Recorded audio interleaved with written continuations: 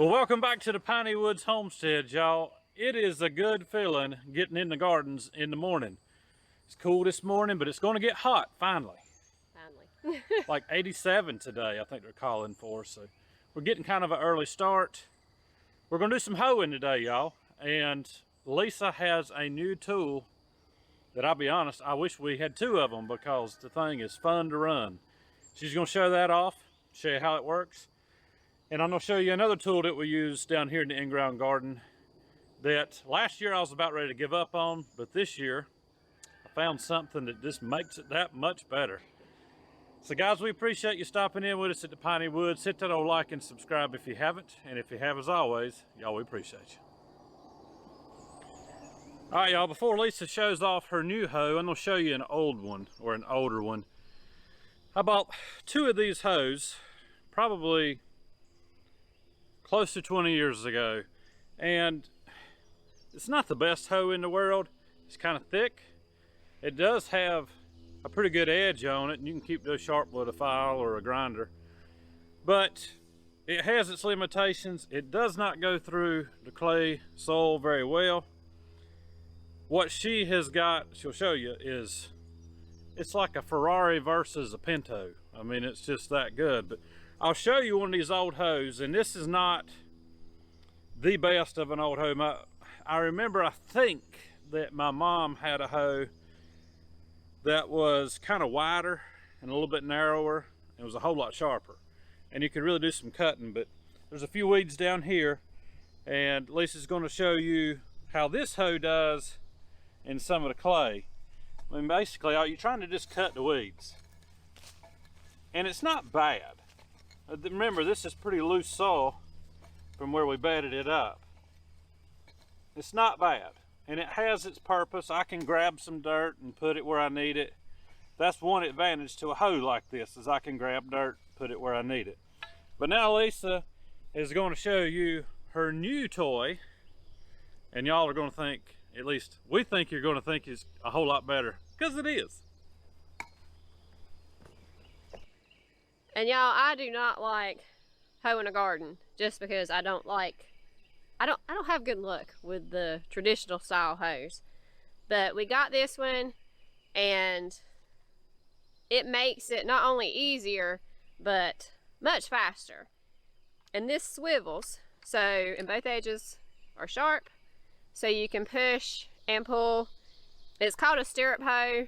I think some places call it a hula hoe, but it really makes much faster work of a much larger space.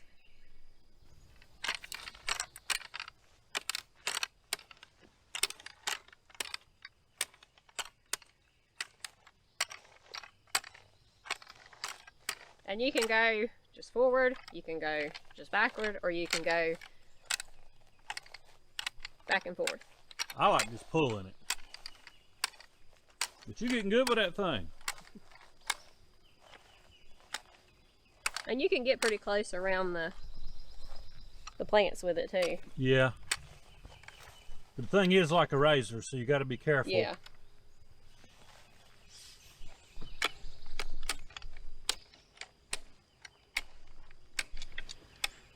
Y'all, sometimes people will mention that, why don't we just put down row cover?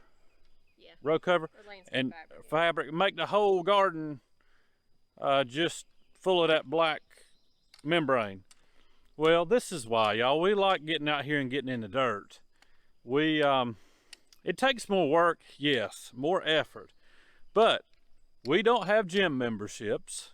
We come out here and we exercise ourselves in the gardens, and it's not that hard, y'all. It's just movement. We're just moving, and that hoe is not going to wear you out compared to the older hoes. The older hose will. This does not. This thing, it really doesn't wear you out at all, and it just keeps you moving, and it gives you an opportunity to study the plants, see what they need, what kind of bugs are on them, stuff like that.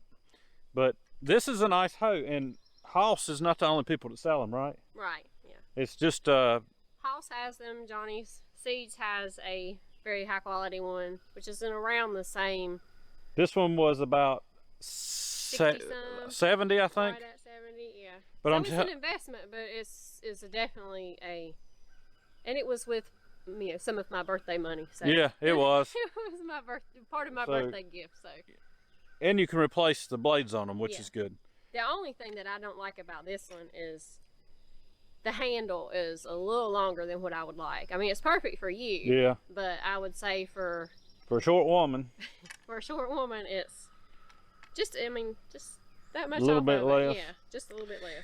But this is a really nice hoe. We like it. I will say there's probably some drawbacks. If you got a lot of rock, you're probably not going to want this type of hoe, just because you're going to be dulling that blade way more often. You probably want a standard hoe or a cultivator tying tooth or something. But like you said, the good thing is the blades are replaceable, right? And I think the replacement blades are around $11. So that's not that bad, but that's not bad. It cuts through this clay pretty good, y'all.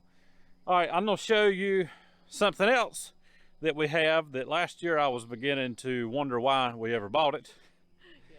But this year, I'm really starting to like the thing. Guys, this is what you call a single wheel hoe. Back in the old days, I say the old days, back in the 80s, I remember my dad had one of these. I think it was inherited on a place that we were living. That's how he got it. But it had a much taller wheel on it, and it basically just had cultivator shanks on the back. This thing from Haas, and y'all, we're not sponsored by Haas. We just use the tools because they're good. They're made in America. Made in America, and we like them.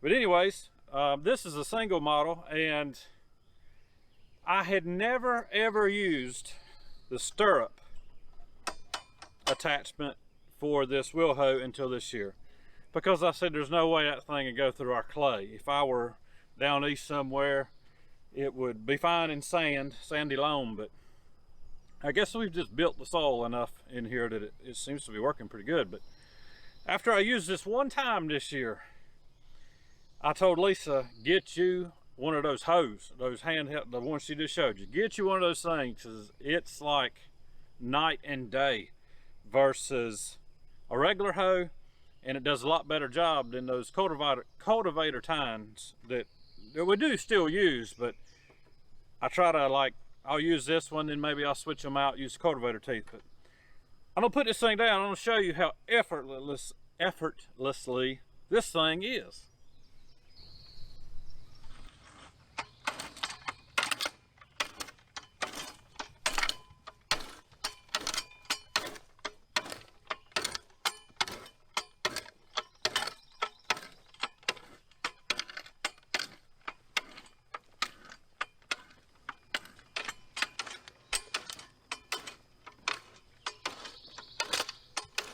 Y'all, this thing really, with a stirrup hoe on it, it takes not very much effort whatsoever.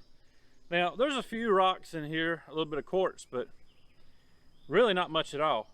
And this thing just slices. You can make it go an inch deep, but I just skim the surface, and what it's doing is it's cutting those roots on the weeds. We got some weeds in here last year. We've had pretty much a weed-free garden until last year, where our okra was, and I was sling blading it, but I let it go to seed, and so we're dealing with weeds this year, only on really about 3 rows. But we'll keep that clean this year. Been doing the middles with the wheel hoe, did it with the tractor a few times, but once your plants get so tall, can't get the tractor in here because it's just not tall enough. Maybe if I had a farm all like old Mark up there in Stokes County, I could get in here with it, but it sits a little higher.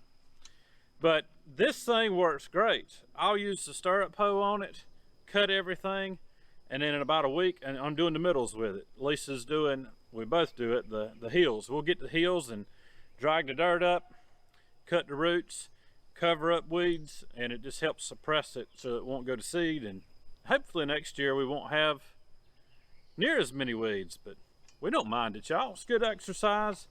You get out here, and most of the time we're not talking, it's just quiet communion with the Lord. That's just what it is for us, you know, quiet time in the garden. But we'll keep on going here, and you can see how easy this thing cuts.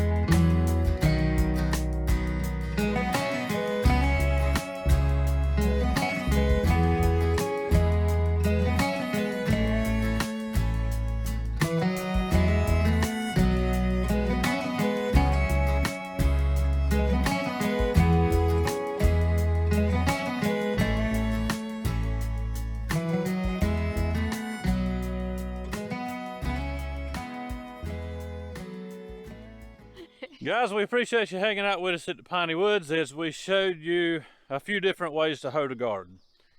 An old hoe, or new hoe, and a wheel hoe.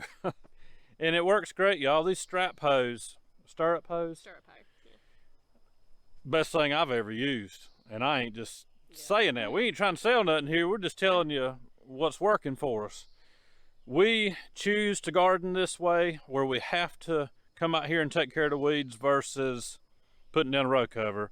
Well, and if you're putting down a row cover, you're not out there, you know, seeing everything that's going on with all of the plants, because I'm down here every day. You are. At some point during the day, not necessarily doing this, but at least when you're doing, at least if you have a reason to be out there other than to water them or to fertilize them or whatever, you're seeing more of if there's any disease, if there's any pests. And if you just put down row cover, you're kind of missing out on all that. On really learning some stuff, y'all. If you just put down row cover, you may never know what a weed looks like.